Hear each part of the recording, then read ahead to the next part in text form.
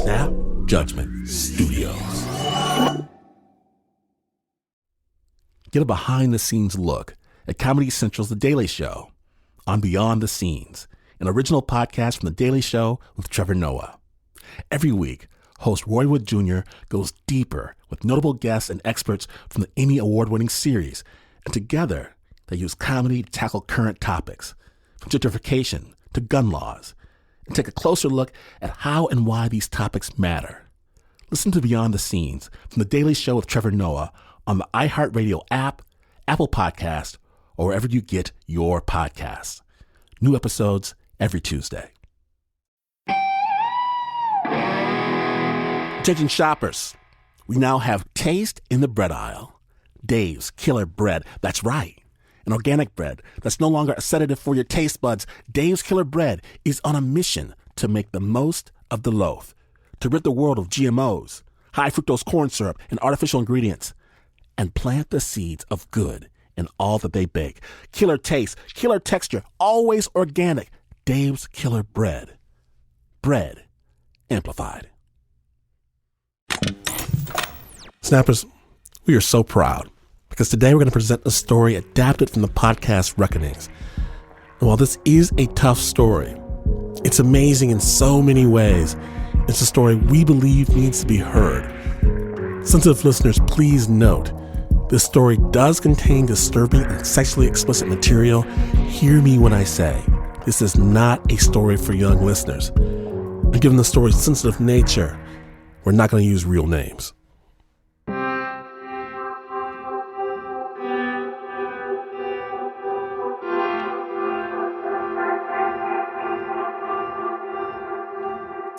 The first time Anwen met Sameer was during her freshman year of college at a party. A party called the End of the World Party or something like that.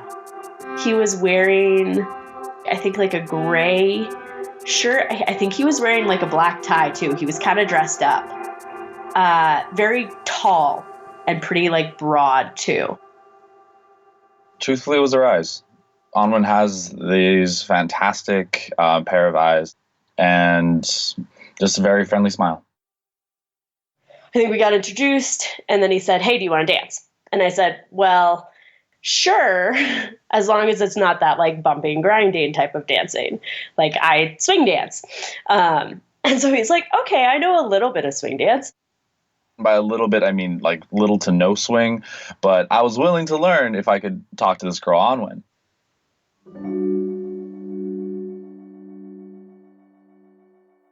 Sameer found me on Facebook, like, I don't know, a week or two after that party, and messaged me and was like, "Hey, do you want to hang out?" I wasn't really sure if I wanted to hang out with this person or not, but I didn't know that I didn't want to. So we went out and tried to go bowling, and there weren't any lanes open, and so then we went and just got ice cream at a store and sat and chatted. I didn't let him pay for my ice cream because I didn't want it to be a date. So I paid for my own ice cream. We were walking back, and it was right in front of my dorm. And he was like, "Well, that was nice." And we hugged goodbye. And then, like, as things work, like, you hug someone and then you're, like, coming out of the hug, there's a point when your faces are pretty close. And I think he kissed me then. After that date, I was like really into her. And so I would text her a lot and try to hang out with her and just not get responded. Basically, I was ghosted, which is the millennial term for having somebody just stop responding to your text messages. And so I was like, oh, okay, cool. She's not interested. Anwen's not interested. That's it. That's over.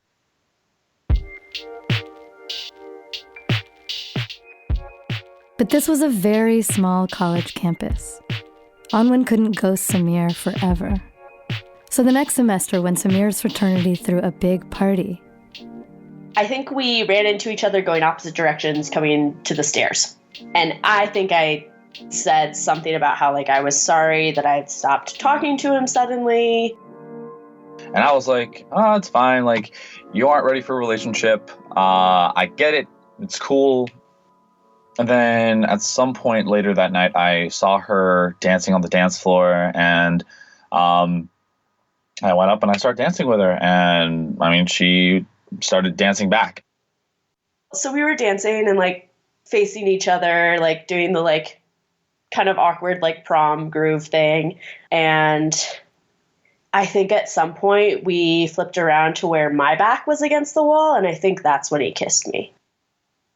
At some point, I did kind of say like, okay, I want to go. I was like, I don't see my friends. I want to go. So he's like, okay. And I think walked me upstairs to get my coat. At which point we discovered that the room was locked and all of my friends had left. Anwen and her friends had put their stuff in one of the fraternity brothers' rooms. Everyone else had all gotten their stuff and left, but somehow that room was now locked, and the guy who lived there was nowhere to be found. So Anwen couldn't get her keys or her phone or anything. Then I saw a couple guys who I knew were from my dorm. They weren't on my same floor, but I could at least get into the building. And so I said, like, hey, I'm just going to follow those guys home. And at that point, Sameer said, you can't just leave after kissing me like that. I know that I was like, I don't want to be in a relationship with you. I don't want to really be with you. But I was probably also trying to be nice and was like, but you're a great guy. I've really enjoyed talking to you. Then he offered that I could spend the night in his room. I didn't want to spend the night in his room. And I didn't want to keep making out with him. But I didn't know where else to go. I had no condoms anymore because my jacket was also in that brother's room. So I was like, well, we're not going to have sex, but I still would like to take her back home with me. It was like I had fog in my head. Like I couldn't figure out how to get out of the situation. Please be warned. The next few minutes of this story are disturbing and contain sexually explicit material. We got to his dorm room, and like as soon as we were inside, he pushed me against the inside of the door and started kissing me. We ended up in his bed. He kept kissing me. I was underneath him. He started to like put his hand at my crotch and like rubbed me hard, and I was uncomfortable and didn't know what to do, and he was on top of me, and I was just panicking. He said, oh, fuck, it would feel so good to fuck you. And I said, I don't want to have sex. And he laughed, and his response was, I know, I don't have a condom anyway, and went back to kissing me. We maneuvered around. I was sitting up, and he said, take it off. And I said, what? He says, your shirt. I started to pull up my shirt, and as soon as he put his hand on my breast, it was just absolute revulsion in my body. And I said no, and I pulled my shirt back down. And I curled up on his bed. And I know that I was at that point holding back tears. There was 2 beds, and I was like, I would love to sleep in his roommate's bed, but his roommate took all the comforters and pillows. And at some point he reached down, took my hand and put my hand over his cock. He still had his pants on, but he put my hand there and started moving my hand. And then he took my hand away, pulled down his pants, put my hand back on him, and said, he doesn't bite. And said something like, wow, you haven't done this before. And I just curled up against him on the bed between him and the wall. He was huge compared to me. And then he said, your mouth would feel even better. He like moved me and had his hand on the back of my head and started pushing my head down on him, just like down and down and down. I can remember feeling like I was gagging, like I was choking. This was both something I'd never experienced before and didn't want to be experiencing. I started crying, and he finally let me up. And he said, it's okay, I'm hard to please. Let me just go finish up. He went to the bathroom, and I can remember lying in his bed, just like curled up, thinking, I didn't want to please you. He came back into the room, and he got back on the bed, and like he put his arm over me, he pulled the covers up, and he like laid like holding me. I remember looking across the room to the other bed and just wishing I could be on that bed instead. But I didn't feel like I could move, and eventually I fell asleep.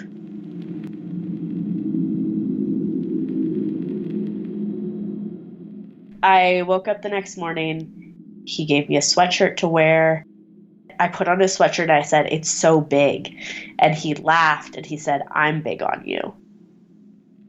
He walked me to my dorm, and for a couple days after that, I just was like in a blur. I felt really disgusted.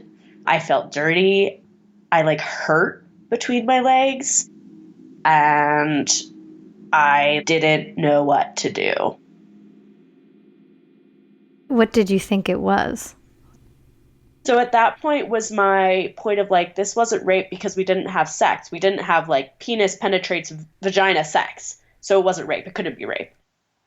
I remember having a conversation with my friends in the bathroom being like, I think I have to start dating him, don't I? And being really confused. So the next time Sameer texted Anwen, she responded. She told him she was studying in a classroom. He showed up soon after and kissed her. I didn't know how to get out of it. I remember at one point he said, you like that, don't you? And I don't think I ever responded to that. And so... Well, she had stopped responding to my text messages and didn't talk to me anymore. So I was like, oh, okay, well, maybe that this is just a instance of like a really awkward hookup that did not pan out. You know, sometimes when you hook up with somebody, you become really awkward around them afterwards. And it doesn't always come out like it does in the movies or in the porn for that matter. I didn't want to see him. I didn't want to like have to think about him, because whenever I saw him, it just brought all of this back up and this like icky, panicky tightness in my stomach. I started figuring out like what times of day on certain days he walked certain places, and I wouldn't walk there. I check before I walk into the college coffee shop to see if he's there. If he's there, I don't go in. If I see Sameer, I turn the other way and go a different direction.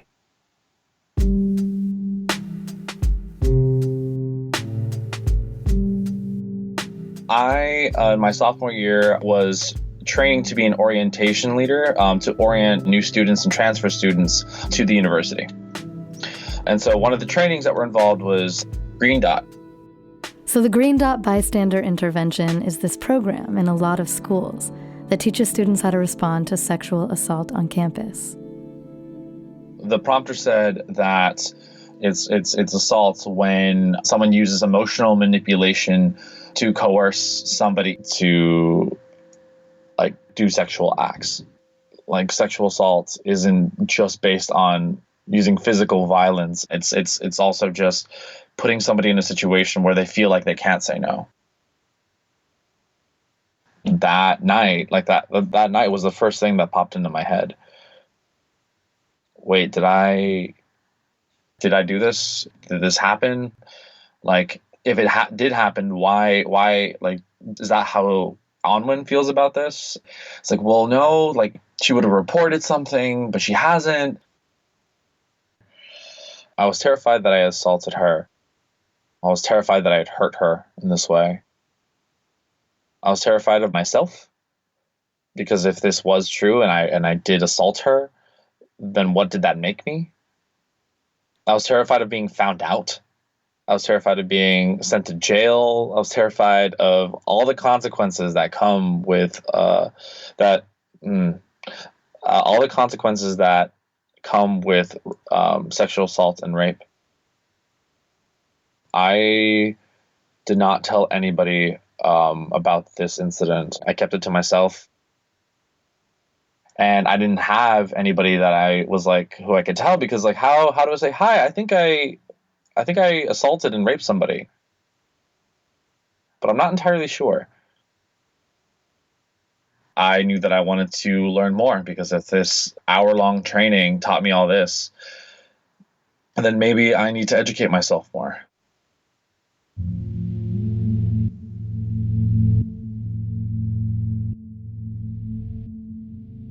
When we return, Anwen decides that she is going to do something about that terrible night. Snap judgment.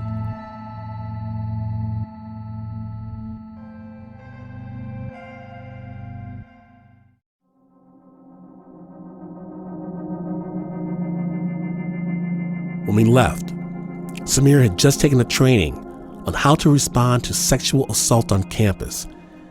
It was the first time that he confronted what he did to Anwen. He felt terrified, ashamed, confused. Meanwhile, Anwen, she kept avoiding Sameer.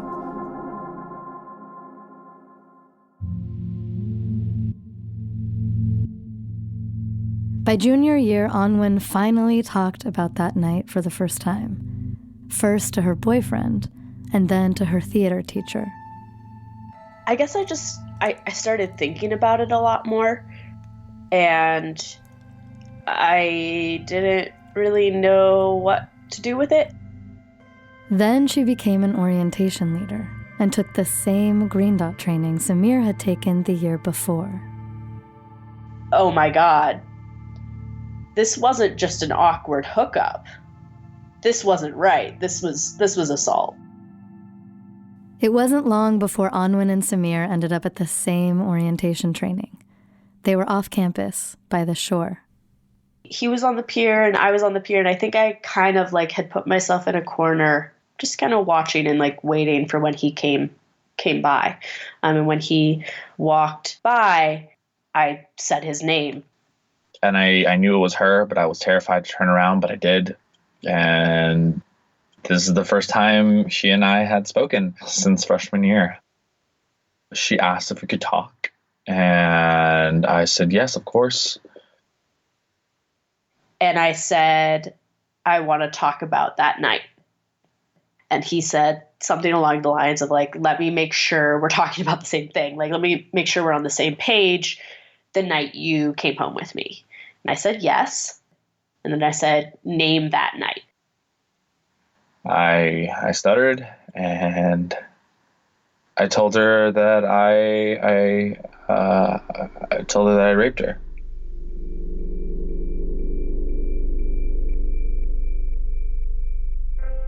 Whoa. It was a powerful feeling to feel that I was not just crazy, and that he also knew that it had been wrong. Yeah, I mean, I hated myself. I wanted to kill myself. I asked her, like, hey, like, do you want me to kill myself? Do you want me to like turn myself into the police? Like, what do you want? What can I do? What I know I can't fix this, but what can I do? I know I can't fix this, but what can I do? And that's when she offered to ask if we could talk more. And I said, okay.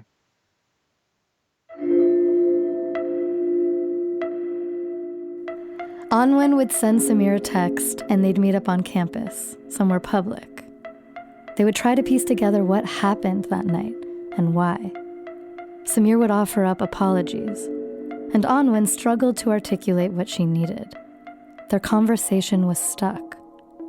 So by the middle of their junior year, Anwen went back to avoiding Sameer. Then came Take Back the Night. That was one of the weirdest nights of my college career. It was the beginning of their senior year, and they were both at a Take Back the Night march on campus. Anwen was there as a survivor. Sameer was there to support his new girlfriend. She was also a survivor. When the march ended in an auditorium with an open mic, survivors were invited to come up and share their stories. It was, unrehearsed. I walked up to the mic and started speaking, pretty much. And I kind of went through the story a little bit and more just like the emotions afterwards, but I didn't say his name, and he was sitting in the audience right in front of me. I was actually sitting about 10 feet away from her. I tried really hard to keep myself together. I couldn't look her in the eye, but I felt like such a hypocrite. I wanted to call him out. I really wanted to call him out. But I wanted him to be able to come forward on his own. I wanted him to be able to be standing up there with me and speaking the story with me and be able to have the story be exposed in a way that didn't just write us into the categories of like angelic, pure survivor, horrible, evil assaulter. And I think I actually said, like, if this person comes forward and tells his story, I hope that you'll listen to him. Anwen walked off the stage. Sameer never went up. And then I went to Frank.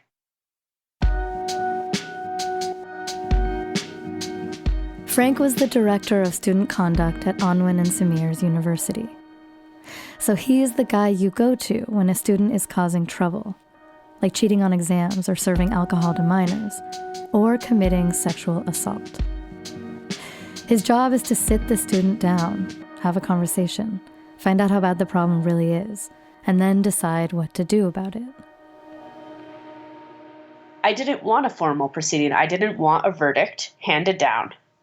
I wanted it to be a discussion, and I wanted to decide with Sameer what the results were going to be.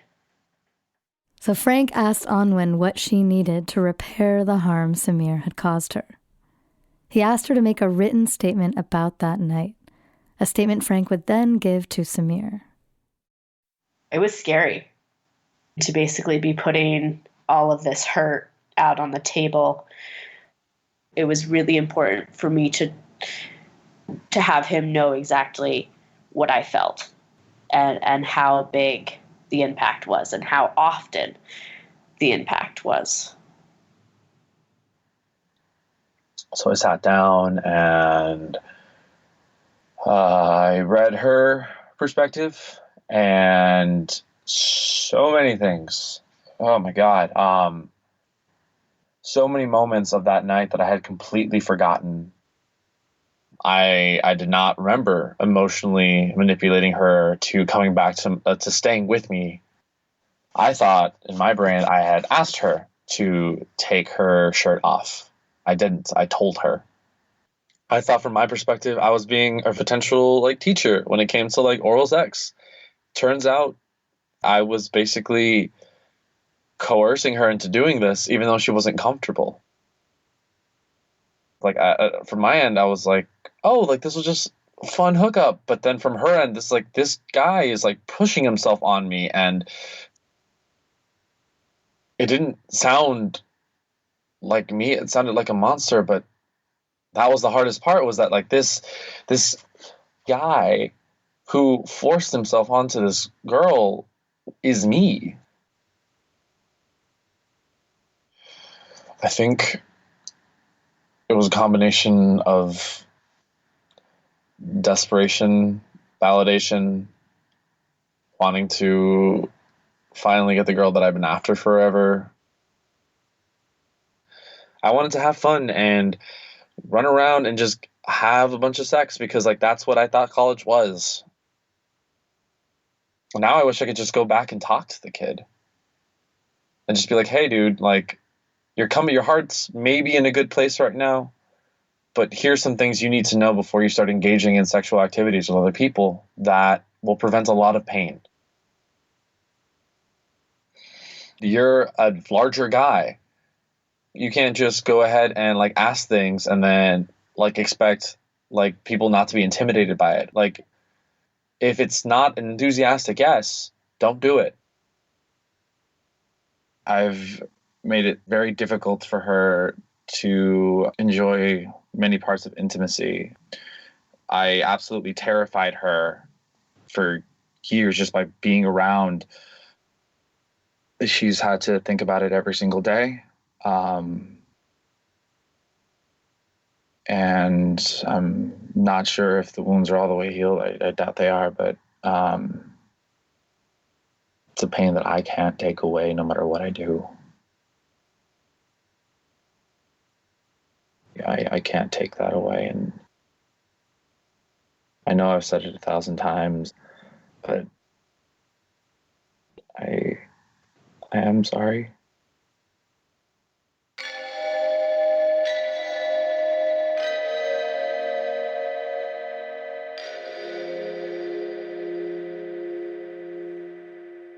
With Anwen's help, Sameer came up with a repair plan.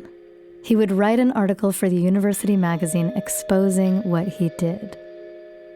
He would push to make Green Dot training mandatory for all Greek letter organizations on campus. And one day, at one of those Green Dot trainings, Sameer joined Anwen on stage and they shared their story together. It was pretty awkward. Yeah, you could hear a pin drop. Yeah, it was dead silent. Yeah. Sameer, do you have other? What can I tell you about that presentation?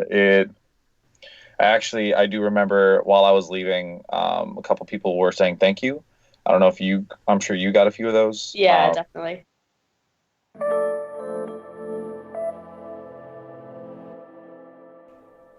Anwen and Sameer graduated in 2016 and they went their separate ways. We will occasionally like FaceTime and just like catch up. Yeah. I mean, just like kind of check in every once in a while. I don't know. It's a fairly casual conversation, relationship, word interaction thing. I don't know. Yeah. It's also funny because one of the things I realized, actually, I think during and after the restorative justice process is that Sameer is honestly one of the people that knows me best. Okay, we know each other's like deepest horrible moment, basically. Yeah. And so there's not a lot that can't be said. Like, yeah, no, you're pretty spot on about that. Yeah. Yeah.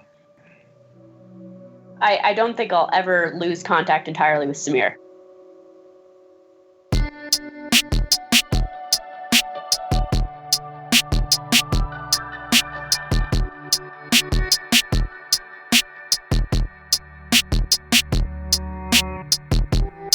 A very big thank you to Anwen and Sameer for sharing their story. This piece was adapted from the podcast Reckonings, produced by Stephanie Lepp and found online at www.reckonings.show. You can find the full story, called A Survivor and Her Perpetrator Find Justice, on our website, snapjudgment.org.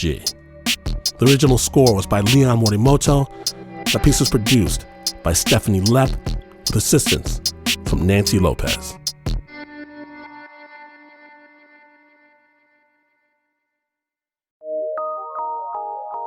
From PRX.